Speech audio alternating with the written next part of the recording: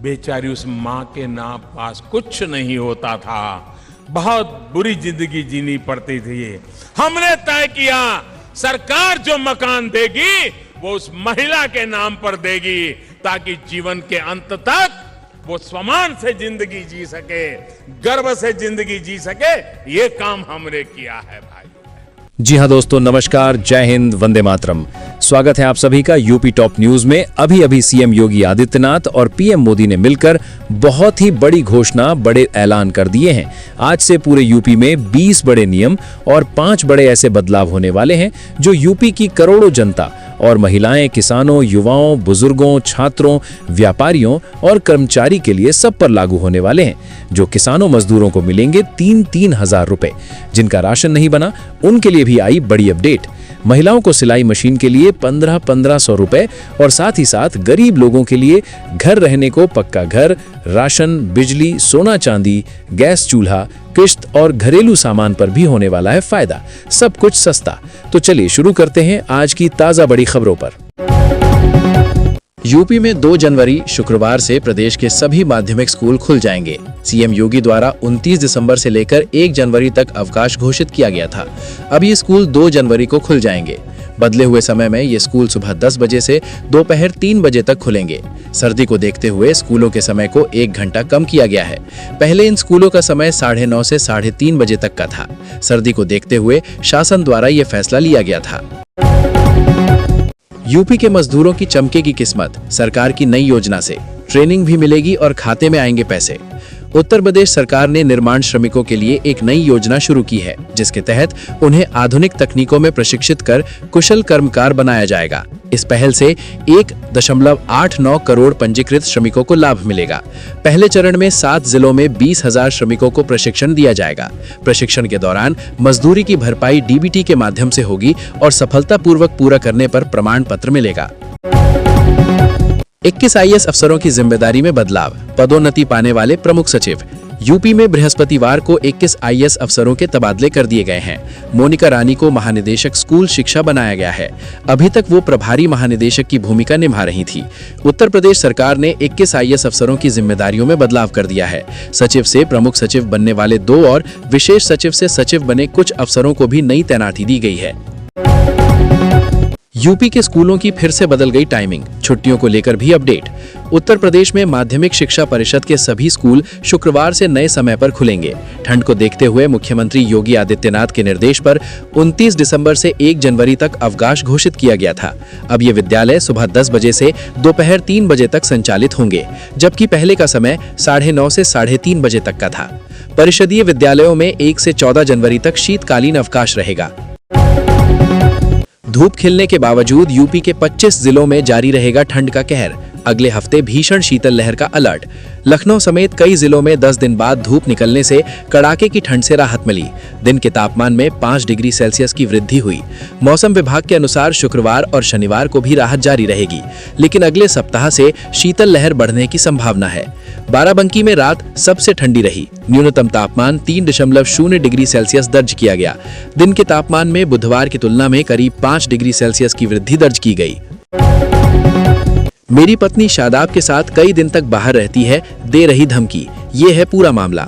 इंचौली निवासी खुर्शीद ने आरोप लगाया है कि शादाब उसकी पत्नी को शहर से बाहर ले जाता है और कई दिन तक उसके साथ रहता है।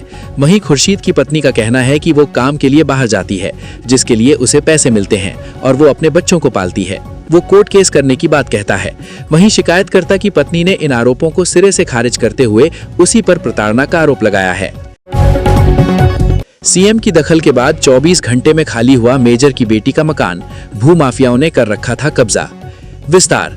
मुख्यमंत्री योगी आदित्यनाथ से शिकायत करने के 24 घंटे के भीतर मेजर की दिव्यांग व बीमार बेटी का मकान कब्जा मुक्त कराया गया। कब्जा करने वाले चंदौली के दोनों भूमाफियाओं के खिलाफ राजधानी के गाजीपुर थाने में एफआईआर दर्ज की गई। लखनऊ पुलिस के इनपुट पर चंदौली पुलिस ने बृहस्पतिवार को दोनों आरोपियों को गिरफ्तार भी कर लिया। यूपी में प्रमोटी आईएएस के बढ़े 9 पद, कुल 27 पदों की होगी डीपीसी। नियुक्ति एवं कार्मिक विभाग रिक्त पदों पर पदोन्नति के लिए जल्द ही संघ लोक सेवा आयोग को प्रस्ताव भेजेगा। वहां से अनुमति मिलने पर डीपीसी कराई जाएगी। केंद्रीय कार्मिक एवं प्रशिक्षण विभाग डीओपीटी ने यूपी में पीसीएस से आईएएस पद पदोन्नति के लिए 9 पद और बढ़ा दिए हैं। पहले से 18 पद रिक्त हैं। इस तरह से इन 9 पदों को मिलाकर अब आईएएस के 27 पदों पर पदोन्नति के लिए डीपीसी होगी। बरौनी नई दिल्ली स्पेशल 19 और तेजस 10 घंटे लेट, 1237 यात्रियों ने लौटाए टिकट। नए साल के पहले दिन गुरुवार को भी कोहरे का असर ट्रेनों और बसों के संचालन पर दिखा। प्रीमियम ट्रेन तेजस एक्सप्रेस 10 घंटे देरी से कानपुर सेंट्रल आकर लखनऊ गई, वहीं करीब 42 ट्रेनें 19 घंटे तक देरी से आईं। लेट लतीफी से परेशान करीब 1237 यात्रियों ने टिकट लौटाए। प्लेटफॉर्मों से लेकर पूछताछ काउंटरों तक यात्रियों की भीड़ लगी रही। मामला पैलानी के पिपड़हरी गांव का है। सीजेएम कोर्ट के आदेश पर कार्रवाई हुई। पुलिस बोली पूरा मामला पेशबंदी का है। चोरी न कबूलने पर युवक को पेशाब पिलाई, हाथ की अंगुलियां तोड़ी। चौकी इंचार्ज सहित 7 पर एफआईआर। चोरी की वारदात न कबूलने पर थाने में युवक के साथ अमानवीय व्यवहार का मामला सामने आया है। आरोपियों पर युवक को पेशाब पिलाने और उसकी 2 अंगुलियां तोड़ने का आरोप है। पीड़ित की शिकायत पर थाने में खपटिया क्लान चौकी इंचार्ज समेत 7 लोगों के खिलाफ गंभीर धाराओं में प्राथमिकी दर्ज की गई है। नए साल पर पीलीभीत बाईपास स्थित बैरियर 2 से बड़े बाईपास मार्ग तक चौड़ीकरण का काम शुरू हो गया है। ये मार्ग चौड़ा होने से लोगों को जाम की समस्या से नहीं जूझना पड़ेगा। बीडीए उपाध्यक्ष ने बृहस्पतिवार को जेसीबी का पूजन कर चौड़ीकरण कार्य शुरू कराया। पीलीभीत बाईपास से बैरियर 2 तक चौड़ीकरण का काम शुरू, जनता को जाम से मिलेगी मुक्ति। विकास प्राधिकरण ने नई सौगात दी है। बीडीए ने पीलीभीत बाईपास स्थित बैरियर 2 से बड़े बाईपास मार्ग तक चौड़ीकरण का कार्य शुरू कर दिया है। नमो भारत ट्रेन में अश्लील हरकतें करने वाले छात्र छात्रा का रिश्ता तय हो गया है। दोनों परिवारों ने गुपचुप तरीके से इसकी रस्म अदायगी भी कर ली। परिवार ने इसके फोटो वीडियो भी किसी को नहीं बनाने दिए। दोनों की शादी फरवरी में होगी। फिलहाल छात्रा को एक रिश्तेदार के घर भेज दिया गया है। वहीं शादी में सीमित लोगों को बुलाने की बात तय हुई है। वीडियो वायरल होने के बाद दोनों कॉलेज भी नहीं गए हैं। हालांकि शिक्षण संस्थाओं ने भी उनके प्रवेश पर रोक लगा रखी है। अश्लीलता करने वाले छात्र छात्रा का रिश्ता हुआ तय। यूपी में जीएसटी में बड़ा फर्जीवाड़ा खुला है। एक ही बैंक खाते से 16 फर्में चल रही थीं। 10 माह में 268 करोड़ का लेन देन किया गया। एसटीएफ की जांच में मेरठ के गिरोह का खेल सामने आया। दिल्ली स्थित येस बैंक में खाता खुलवाकर फर्जीवाड़े को अंजाम दिया गया। उत्तर प्रदेश में 500 करोड़ रुपए की जीएसटी चोरी करने वाले मेरठ के गिरोह का बड़ा खेल उजागर हुआ है। गिरोह ने येस बैंक के एक खाते से 16 फर्में लिंक करवा रखी थी। मतलब एक ही बैंक खाते से इन फर्मों का लेन देन हो रहा था। न बैंक ये खेल पकड़ पाया। ओवरलोड वाहनों से वसूली के मामले में करीब 1.5 माह बाद रायबरेली और फतेहपुर के एआरटीओ प्रवर्तन को निलंबित कर दिया गया। परिवहन विभाग के विशेष सचिव खेमपाल सिंह की तरफ से ये कार्रवाई की गई है। दोनों जिलों के पीटीओ और प्रवर्तन दल के चालक पहले ही निलंबित किए जा चुके हैं। इस कार्रवाई से विभाग में हड़कंप मच गया है। इस प्रकरण की जांच अभी चल रही है। परिवहन विभाग के विशेष सचिव खेमपाल सिंह ने करीब 1.5 माह बाद कार्रवाई की है। प्रवर्तन दल के चालक। कोल्हान प्रमंडल शिक्षा के क्षेत्र में महत्वपूर्ण प्रगति कर रहा है। यहाँ एक नया विश्वविद्यालय खुलने की संभावना है, जबकि मेडिकल सीटों की संख्या 450 से बढ़कर 600 से अधिक हो सकती है। चाईबासा और जमशेदपुर में नए मेडिकल कॉलेज प्रस्तावित है। पूर्वी सिंहभूम में 2 नए डिग्री कॉलेज भी शुरू होंगे। कोल्हान विश्वविद्यालय में प्रोफेसरों को पदोन्नति मिलेगी, जिससे अनुसंधान को बढ़ावा मिलेगा। कोल्हान बनेगा शिक्षा का केंद्र। खुलेगा नया मेडिकल कॉलेज और विश्वविद्यालय। 450 से बढ़कर 600 सीटें होने की संभावना। कोडीन युक्त सिरप बेचने वाली 150 फर्में मिली संदिग्ध। सत्यापन के लिए 30 टीमें रवाना। यूपी, पंजाब और हरियाणा समेत इन राज्यों की कंपनियां। कानपुर में कोडीन युक्त कफ सिरप और नशीली दवाओं की अवैध खरीद बिक्री में 150 से अधिक संदिग्ध फर्में सामने आई हैं। कलेक्टरगंज और रायपुरवा थानों में दर्ज मुकदमों की जांच के दौरान ये खुलासा हुआ। इन फर्मों के सत्यापन के लिए उत्तर प्रदेश, पंजाब, हरियाणा, बिहार, झारखंड और दिल्ली में 30 पुलिस टीमें भेजी गई हैं। औषधि विभाग के अनुसार आधी फर्में फर्जी पाई गईं। आगरा में आवारा कुत्तों के हमलों की बढ़ती घटना और सुप्रीम कोर्ट की सख्त टिप्पणियों के बाद बच्चों की सुरक्षा को ध्यान में रखते हुए प्रशासन ने कदम उठाया है। जिले के परिषदीय विद्यालयों में आवारा कुत्तों की गिनती और निगरानी की जिम्मेदारी शिक्षकों को दी गई है। जिला बेसिक शिक्षा अधिकारी जितेंद्र कुमार ने सभी खंड शिक्षा अधिकारियों और विद्यालयों को इसके लिए स्पष्ट दिशा निर्देश जारी किए हैं। यूपी के इस शहर में अब कुत्तों की गिनती करेंगे परिषदीय स्कूलों के टीचर। उत्तर प्रदेश के एक सरकारी मेडिकल संस्थान में इंटर्न डॉक्टर पर नर्सिंग छात्रा से शादी का झांसा देकर दुष्कर्म करने और निजी तस्वीरें लीक करने की धमकी देने का आरोप लगा है। पुलिस आरोपी की तलाश कर रही है और छात्रा का बयान मजिस्ट्रेट के सामने दर्ज किया जाएगा। ये संस्थान में हाल ही में सामने आया दूसरा ऐसा मामला है। यूपी के सरकारी मेडिकल संस्थान के इंटर्न डॉक्टर पर नर्सिंग छात्रा से दुष्कर्म का आरोप, फोटो वायरल करने की दी धमकी, एफआईआर दर्ज। फरियाद के अनुसार आरोपी ने शादी का झांसा देकर कई बार छात्रा के साथ शारीरिक संबंध बनाए।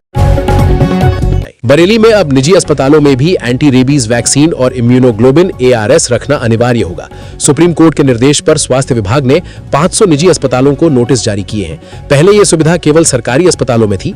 मरीजों को निजी अस्पतालों में इन वैक्सीन के लिए भुगतान करना होगा, जिसका खर्च लगभग 2,500 से 3,000 रुपए आ सकता है। निजी अस्पतालों को अब डॉग बाइट के मामलों की रिपोर्टिंग भी करनी होगी। सरकारी ही नहीं, अब निजी अस्पतालों में भी अनिवार्य होगी ARV और ARS वैक्सीन। कानपुर के गोविंद नगर से स्कूल के लिए निकली 15 वर्षीय नाबालिग छात्रा लापता हो गई।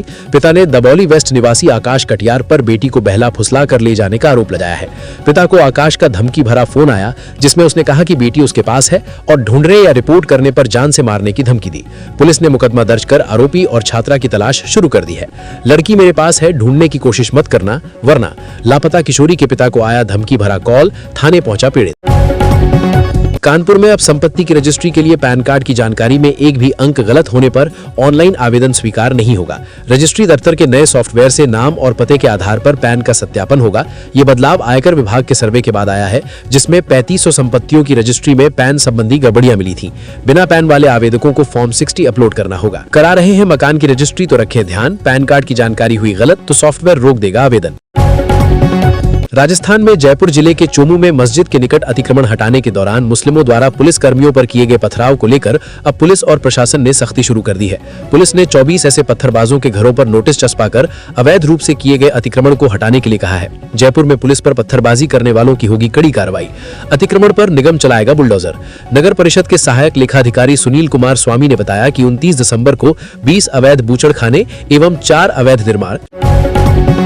भैरवगंज के अतिरिक्त प्राथमिक स्वास्थ्य केंद्र में दवाओं, कंबल, हीटर और एम्बुलेंस जैसी मूलभूत सुविधाओं की भारी कमी है।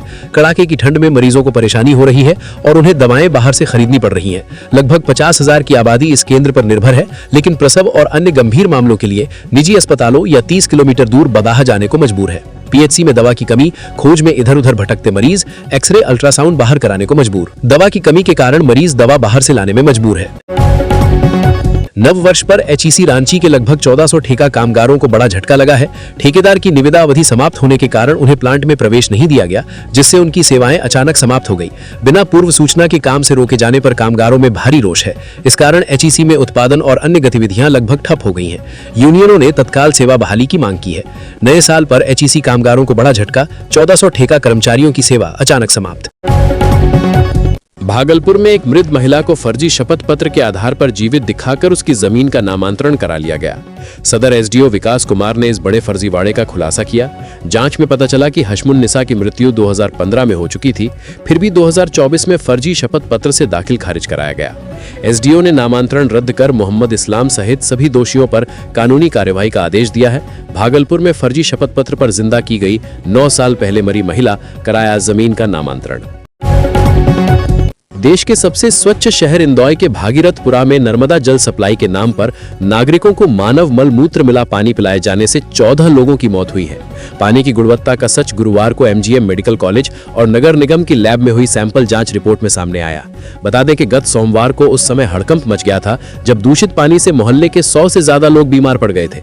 मंगलवार को 8 लोगों की जान चली गई थी। अब तक करीब 2800 मरीज सामने आ चुके हैं। इनमें से 201 का विभिन्न अस्पतालों में इलाज चल रहा है। सरकारी स्कूलों में शिक्षा को पुस्तकों से आगे ले जाकर व्यावहारिक और समसामयिक बनाने की दिशा में राजस्थान सरकार ने भी अहम पहल की है। उत्तर प्रदेश के बाद अब राजस्थान के सरकारी स्कूलों में भी विद्यार्थियों को समाचार पत्र पढ़ने का अवसर मिलेगा। प्रार्थना सभा के दौरान एक हिंदी और एक अंग्रेजी समाचार पत्र का वाचन कराया जाएगा, जिससे बच्चे देश दुनिया की घटनाओं से जुड़ सके। यूपी के बाद अब राजस्थान के बच्चे भी स्कूल में पढ़ेंगे समाचार पत्र। प्रार्थना सभा में अखबार होगा उपलब्ध। सरकारी स्कूलों में विद्यार्थियों के लिए समाचार पत्र वाचन की व्यवस्था लागू की थी। राजकीय आयुर्विज्ञान संस्थान जिम्स 30 जनवरी को pulse x health care summit आयोजित करेगा। इसमें 50 स्टार्टअप, 20 निवेशक और 30 मेंटर शामिल होंगे। मुख्य चर्चा स्टार्टअप्स को फंडिंग उपलब्ध कराने और उनकी समस्याओं पर केंद्रित होगी। ये प्रदेश की पहली सरकारी अस्पताल समिट है जो मुख्य रूप से फंडिंग पर ध्यान देगी, साथ ही क्लिनिकल परीक्षण और पेटेंट में भी सहयोग मिलेगा। ग्रेटर नोएडा के जिम्स में स्वास्थ्य नवाचारों को मिलेगा बढ़ावा, स्टार्टअप्स के लिए धन कुबेर खोलेंगे खजाना। ये सरकारी अस्पताल में प्रदेश की पहली समिट होगी जिसमें मुख्यतः फंडिंग पर चर्चा होगी। बिहार में घने कोहरे और सर्द हवाओं के कारण कनकनी जारी है। मौसम विभाग ने 4 जनवरी तक सुधार की उम्मीद नहीं जताई है। गोपालगंज, सिवान समेत 7 जिलों में कोल्ड डे की चेतावनी है। सिवान का जीरादेई 5.8 डिग्री सेल्सियस के साथ सबसे ठंडा रहा, जबकि पटना का न्यूनतम तापमान 8.2 डिग्री सेल्सियस दर्ज किया गया। भागलपुर में दृश्यता 20 मीटर तक गिर गई। जनवरी में न्यूनतम तापमान सामान्य से कम रहने का अनुमान है। बिहार में कोहरे का कहर, भागलपुर में विजिबिलिटी 0 के करीब, 7 जिलों में कोल्ड डे का अलर्ट जारी। महाराष्ट्र में कांग्रेस नेता नाना पटोले द्वारा राहुल गांधी की तुलना भगवान श्री राम से करने पर प्रसिद्ध कथावाचक रामभद्राचार्य ने तीखी प्रतिक्रिया दी है। उन्होंने कहा, ये सिवाय चाटुकारिता के कुछ भी नहीं। राहुल गांधी क्या कार्य कर रहे हैं ये भगवान ही जानता है। आगे उन्होंने बांग्लादेश में हिंदुओं के प्रति अत्याचार पर गहरा दुख प्रकट करते हुए कहा कि सरकार को इस पर आक्रामक कदम उठाने चाहिए। साथ ही बांग्लादेश के नागरिकों से अपील की कि वे न भूलें कि उनका देश बनाने में भारत के हिंदुओं की भूमिका थी। योगी आदित्यनाथ ने बुधवार को भूतत्व एवं खनिज कर्म विभाग के कार्यों की समीक्षा की और अधिकारियों को आवश्यक निर्देश दिए। सीएम योगी ने कहा कि वित्तीय वर्ष 2024-25 में 2404.20 करोड़ रुपए राजस्व प्राप्ति हुई है। इसमें और वृद्धि की अपेक्षा है। इसकी बेहतरी के लिए विभागीय व जनपद स्तर के अधिकारी तेजी से प्रयास करें। राजस्व प्राप्ति के लिए जिलाधिकारी व जिला खनन अधिकारी की जवाबदेही तय की जाए। मुख्यमंत्री ने कहा कि सोनभद्र, बांदा, कौशाम्बी और महोबा में खनन के दृष्टिगत राजस्व वृद्धि की असीम संभावनाएं हैं। उत्तर प्रदेश के कानपुर में एक 10 साल के बच्चे को मानव तस्करी के जरिए पहले खरीदा गया और फिर उसे कानपुर में एक परिवार को 30,000 रुपए में बेच दिया गया। पुलिस ने बच्चे का रेस्क्यू किया। मानव तस्करी को लेकर भले ही कानून में सजा का प्रावधान हो, लेकिन इंसान ही इंसान को खरीदकर आज भी अपना गुलाम बनाने से बाज नहीं आ रहा है। ह्यूमन ट्रैफिकिंग को लेकर आज भी देश में तमाम संस्थाएं और सरकार से लेकर पुलिस अधिकारी तक काम कर रहे हैं, जिससे इस तरह की मानव तस्करी पर अंकुश लगाया जा सके। एक परिवार को 30,000 रुपए में बेचा गया और उसके बाद मासूम बच्चे को बंधुआ बनाया गया।